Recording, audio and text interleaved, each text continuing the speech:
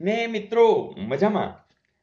મિત્રો આપણે રિઝનિંગની અંદર જીએસસી એસસીએલ ની અંદર ડેપો મેનેજરનું 2016ના પેપરની અંદર જે નવીનતા છે એમાં નજર કરી રહ્યા છીએ અને અમુક વસ્તુનું આપણે રિવિઝન પણ કરી રહ્યા છીએ કે પૂછેલું કેવું મજા આવશે કે જો કામિની અને સુવર્ણા વચ્ચે મનીષા બેઠી છે.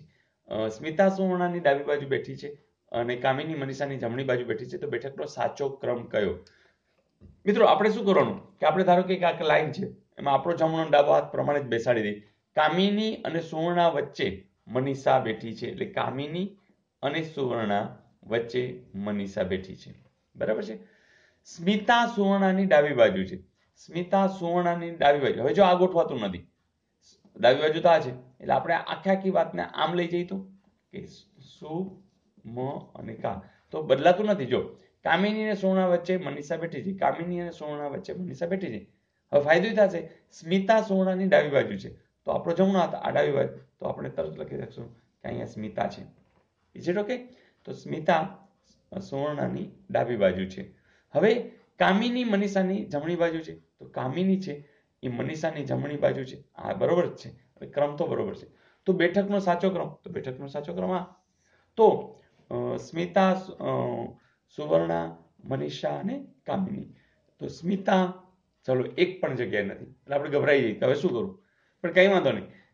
તમે જ વિચાર કરો કે આ લોકો આ બાજુ બેઠા છે એટલે બદલે એ બધાના મોઢા આ બાજુ આવી જાય તોય એટલે ગોઠવણી છે એ તો સેમ રહેશે.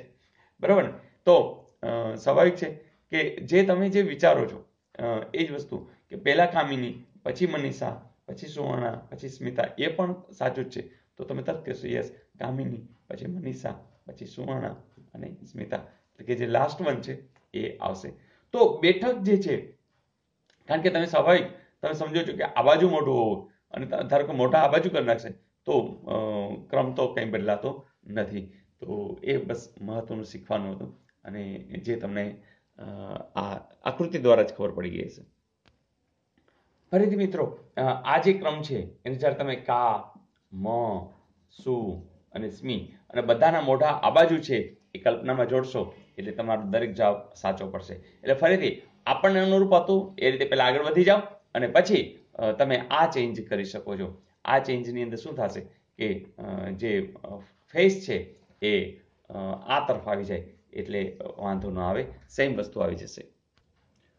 પણ સાથે સાથે જેમ બેઠા છે એમને ફેસ બદલાવાના નથી, એનો જે ક્રમ છે એ બદલાવી અને એટલે મતલબ કે કામિની છેલ્લે દેખાતી તેને અહીંયા બેસાડવી પડે અને એનો ફેસ છે આ બાજુ લેવો પડે. તો મિત્રો આ તમે ખાલી કલ્પનામાં જોડીને અથવા તમે 4, 5, 7 મિત્રો હોય તો આ રીતે બેસી અને આખો જે કન્સેપ્ટ છે એને જો તમે જોઈ લેશો તો હવે પછી ક્યારેય આ સમયની અંદર વાંધો આવશે નહીં. Is it okay? જોઈએ નેક્સ્ટ. મિત્રો ફરીથી દિશા આધારિત સમ છે કે રામ છે પોતાના ઘરેથી ગાડી લઈને 10 કિલોમીટર દક્ષિણ તરફ જાય છે. જમણી તરફ ગાડી વાળીને ફરી 10 કિલોમીટર જાય છે. ત્યાંથી જમણી તરફ વળીને 40 કિલોમીટર જાય છે અને બેંક સુધી પહોંચવા ડાબી બાજુ 5 કિલોમીટર ચાલે છે. તો તેના ઘરથી રામની બેંક કઈ દિશામાં છે? મિત્રો તમને યાદ જ છે કે આપણે શું કરીએ છીએ, વા ઉ ઈશાન, બરાબર, પપ પુ ને દે અગ્નિ. ઓકે, તો વાયવ્ય, ઉત્તર, ઈશાન, પશ્ચિમ, પૂર્વ, નૈઋત્ય, દક્ષિણ ને અગ્નિ. હવે જોજો રામ પોતાના ઘરથી, ચાલો આ ઘર અહીંથી 10 કિલોમીટર દક્ષિણ, ચાલો દક્ષિણ નીચે વહી ગયો, ચાલો કેટલું 10, ચાલો પહોંચો અહીં પહોંચી ગયો. પછી જમણી તરફ મેં તમને વાત કરી હતી કે ઈશાન પાસે જમણા હાથમાં ઘડિયાળ, તો ઘડિયાળની દિશા એટલે જમણું. તો આ કાંટો હોય તો જમણી સાઈડ આમ ચાલે તો કેટલું જાય છે, તો એ પણ પાછું 10 જાય છે, બરાબર, એટલે આ સાઈડમાં 10. ઓકે, પછી શું થાય છે ત્યાંથી જમણે, હવે જો આમ કાંટો હોય તો જમણી સાઈડ આમ જ ચાલે તો એમાં પણ પાછા 10 કિલોમીટર જાય છે. એટલે કે દક્ષિણ જમણી તરફ ગાડી વાળીને ફરી 10 કિલોમીટર જાય છે. ત્યાંથી હવે કેટલું જાય છે તો કે 40 કિલોમીટર જાય છે મિત્રો. એટલે 40 એટલે આપણે થોડુંક અહીં સુધી પહોંચી ગયા, બરાબર. અને ત્યાંથી બેંક સુધી પહોંચવા ડાબી સાઈડ, એટલે જોજો ડાબી સાઈડ એટલે ઘડિયાળ તો આમ ફરતી હતી, હવે આમ ફરશે, કેટલી 5, તો અહીંયા ક્યાંક, બરાબર, અહીંયા બેંક છે. ઓકે, તો અહીંયા જે બેંક છે ત્યાં એને બેંક સુધી ડાબી બાજુ 5 કિલોમીટર ચાલે છે. તો તેના ઘરથી એટલે કે આ ઘર અને આ દિશા મિત્રો, જે આ જે દિશા છે એને શું કહે છે, વાયવ્ય. જોજો વાયવ્ય ક્યાંય છે? અચ્છા, વાયવ્ય નથી તો એને પશ્ચિમ ઉત્તર પણ કહેવાય. અંગ્રેજીમાં આવા વાયવ્ય ઈશાન ને એવું નથી, એ લોકો વેસ્ટ અને સાઉધર્ન એવી રીતે બધા નામ આપે છે. તો અહીંયા પશ્ચિમ ઉત્તર અથવા તો ઉત્તર પશ્ચિમ એવું ક્યાંય છે? જો ઉત્તર પૂર્વ, ઉત્તર પશ્ચિમ, બસ. તો હવે આમાં જોવાની જરૂર જ નથી, કારણ કે એનો બેઝ છે યાદ છે કે વાયવ્ય અથવા તો પશ્ચિમ ઉત્તર અથવા તો ઉત્તર પશ્ચિમ.